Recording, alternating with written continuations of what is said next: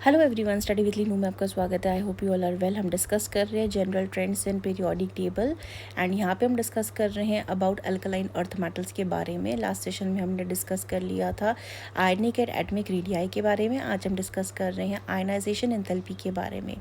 तो यहाँ पे अगर बात करी जाए अल्कलाइन अर्थ मेटल्स की, पहले इनका नाम लिख लेते हैं। सबसे पहले आता है बेरिलियम, फिर आता है मैग्नीशियम, फिर आता है कैल्शियम, फिर आता है स्ट्रोंशियम, बेरियम एंड लास्ट में आ जाता है हमारे पास रेडियम। रेडियम वैसे आपका रेडियो एक्टिव होता है।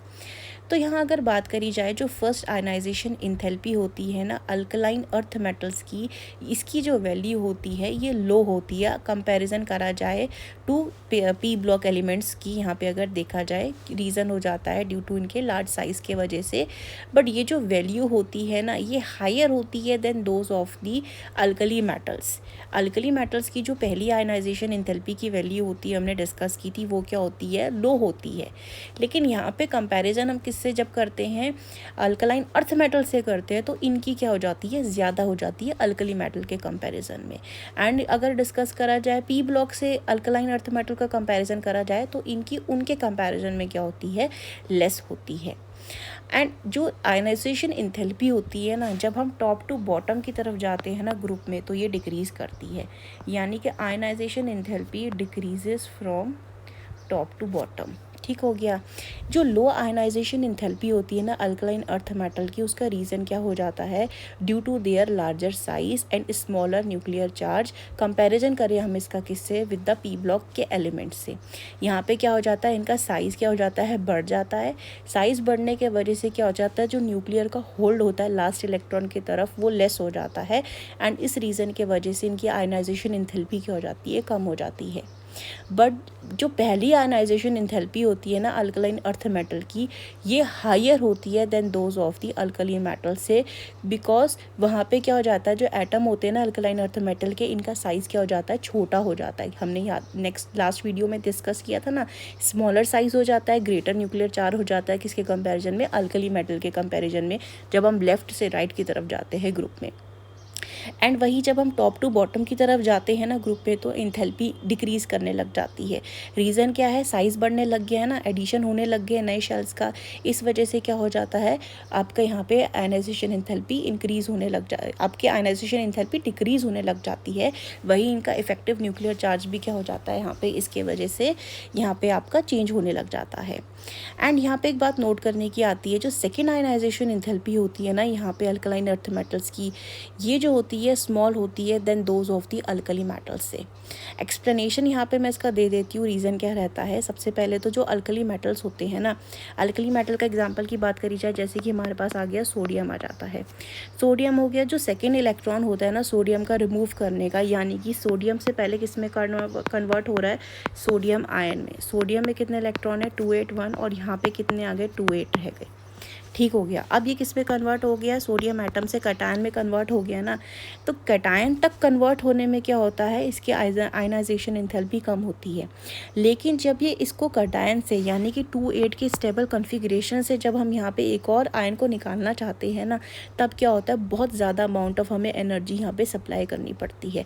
पहली वैल्यू जो होती है सोडियम आयन की, यहाँ पे हमें डेल्टा IH1 की बात करूँ तो ये होती है 496 किलो जूल पर मोल की वैल्यू। एंड वहीं यहाँ पे इसकी सेकेंड की वैल्यू आती है, दैट इज़ 4562 अप्रॉक्स होती है किलो जूल पर मोल की वैल्यू आती है।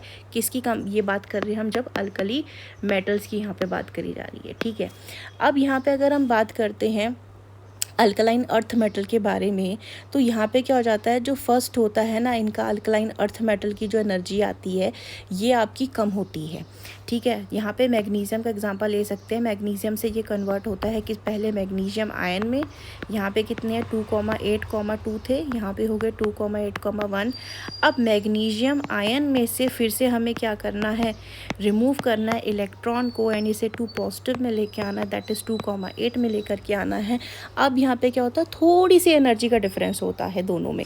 इसकी आती है energy that is approximately 737 kilo joule पर मोल एंड इसकी आती है एनर्जी 1450 किलो जूल पर मोल की आती है।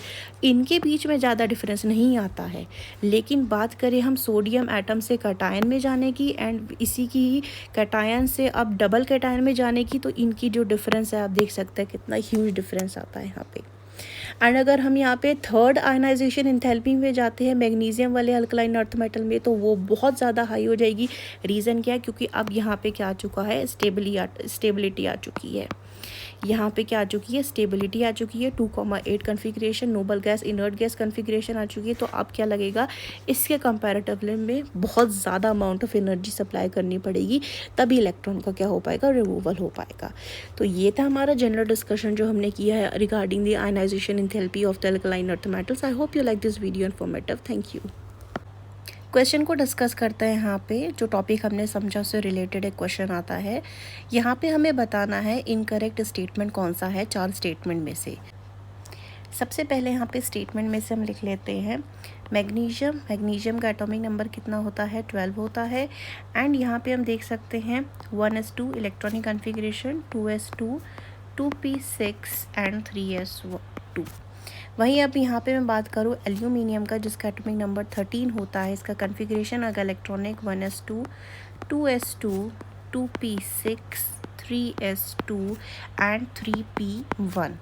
यहाँ पे हम देख सकते हैं कि यहाँ पे मैग्नीशियम में 12 इलेक्ट्रॉन आते हैं एंड टोटल, तो यहाँ पे जो लास्ट के जो इलेक्ट्रॉन है वो किस में जा रहे हैं, 3s में जा रहे हैं। एंड हमें पता है s पे मैक्सिमम कितने आते हैं, 2 आते हैं। वहीं अगर मैं बात करूँ एल्यूमिनियम की, तो एल्यूमिनियम में क्या है, p ऑर्बिटल में जा रहे हैं ना। p ऑर्बिटल में कितने होते हैं मैक्स, आपके टोटल कितने जा सकते हैं, 6 जा सकते हैं। एंड यहाँ पे कितना जा रहा है, 1 जा रहा है, दैट टू बी यहाँ पे अनपेयर्ड है। वहीं मैग्नीशियम की बात करी जाए तो यहाँ पे मैग्नीशियम में क्या है, पेयर्ड इलेक्ट्रॉन प्रेजेंट है एंड यहाँ पे सिंगल इलेक्ट्रॉन प्रेजेंट है किसमें, 3p में एल्यूमिनियम का। तो अब यहाँ पे अगर एनर्जी देने की बात करी जाए तो जो डेल्टा IH1 पहली एनर्जी दी जाएगी यहाँ पे ना, ये क्या है, एल्यूमिनियम की लेस देन ही होगी मैग्नीशियम से, क्योंकि मैग्नीशियम का क्या है, यहाँ पे आपका ऑर्बिटल कंप्लीट है, फुली फिल्ड है यहाँ पे, तो ज़्यादा एनर्जी देने की ज़रूरत पड़ेगी अगर हम यहाँ पे कंपेरिजन करते हैं किससे, एल्यूमिनियम से, जिसमें एक सिंगल इलेक्ट्रॉन ही प्रेजेंट है। ये जो हमारा पहला स्टेटमेंट हो जाता है, इस वजह से ये क्या हो जाता है, सही हो जाता है, ये गलत स्टेटमेंट नहीं है। अब यहाँ पे हम डिस्कस करते हैं सेकंड स्टेटमेंट की, जो हमें बता रहा है कि जो पहली आयनाइजेशन एंथैल्पी है सोडियम की, ये कम होती है किससे, मैग्नीशियम से। एंड यहाँ पे अब सोडियम भी लिख लेते हैं। सोडियम एटॉमिक नंबर 11 होता है, 1s2, 2s2, 2p6 and 3s1। हमने देखा ना ऊपर मैग्नीशियम में कितना था, लास्ट में 3s2 में जा रहा था एंड यहाँ पे किस पे 3s1 में जा रहा है। तो ये भी हमारी स्टेटमेंट क्या है, सही स्टेटमेंट है, क्योंकि इसकी भी जो आपकी आयनाइजेशन एंथैल्पी फर्स्ट होगी वो लेस होगी किससे, सोडियम से।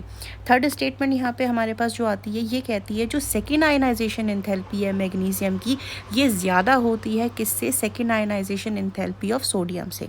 तो अब हम ध्यान से देखेंगे फर्स्ट आयनाइजेशन एंथैल्पी में, यहाँ से ऊपर वाली सेकेंड स्टेटमेंट से देखते हैं, 3s1 प्रेजेंट है किसमें, सोडियम में। जब ये 3s1 पहली आयनाइजेशन एंथैल्पी से निकल जाएगा तो अब यहाँ पे ऑक्टेट में कितने इलेक्ट्रॉन बचेंगे, अब यहाँ पे इसके पास क्या आ जाएगा, 2,8 इलेक्ट्रॉन बचेंगे। हमें पता है ये क्या हो रहा है, इनर्ट गैस की कन्फिग्रेशन की यहाँ पे दिखा रहा है, दैट इज़ यहाँ पे इसका क्या है, स्टेबल हो चुका है, फुली फिल्ड है। तो अब यहाँ पे अगर एनर्जी दी जाएगी ना डेल्टा IH2 के लिए, ये क्या होगी, बहुत ज़्यादा हो जाएगी। और यहाँ पे हमें बताया है कि जो मैग्नीशियम की होती है ये ग्रेटर होती है than that of second ionization enthalpy of sodium. तो ये स्टेटमेंट यहाँ पे गलत हो जाएगा, क्योंकि यहाँ पे ये क्या है, ये कम्प्लीटली फिल्ड है यहाँ पे, और यहाँ पे जो होता है मैग्नीशियम का यहाँ पे ऐसा नहीं है। मैग्नीशियम का यहाँ पे आप पहले वाले में ज़्यादा देनी पड़ती है और पहले के बाद जो दूसरी वाली होती है उनमें ज़्यादा डिफरेंस नहीं होता है। लेकिन जब हम यहाँ पे देख रहे हैं कंपेरेटिवली डिफरेंस, तो बहुत ज़्यादा डिफरेंस आ जाता है मैग्नीशियम की सेकेंड में और सोडियम की सेकेंड में। सोडियम की जो सेकेंड आयनाइजेशन इंथैल्पी होती है वो ज़्यादा होती है एज़ कम्पेरेटिव टू मैग्नीशियम। इस करके जो हमारा रॉन्ग स्टेटमेंट है that will be statement number third. And इसके बाद हम यहाँ पे एक फोर्थ स्टेटमेंट को भी डिस्कस कर लेते हैं। फोर्थ स्टेटमेंट में हमें बताना है थर्ड आयनाइजेशन इंथैल्पी के बारे में मैग्नीशियम की, ये ज़्यादा होती है than that of third ionization enthalpy of aluminium. अब यहाँ पे देख सकते हैं ना एल्यूमिनियम का और मैग्नीशियम में, पहले मैग्नीशियम में देख लेते हैं हम यहाँ पे। अब मैग्नीशियम में क्या हो गया है 1s2 2s2 2p6 and 3s2, 2 यहाँ से निकल के तो Mg2 पॉजिटिव हो गया। अब ये 6 में से यहाँ पे एक निकालेंगे तो यहाँ पे भी क्या हो रहा है, ये स्टेबल हो रहा है ना। अब वही एल्यूमिनियम की बात करूँ तो 1s2 2s2 2p6 and 3s2 हो जाएगा, उसके बाद 3p1।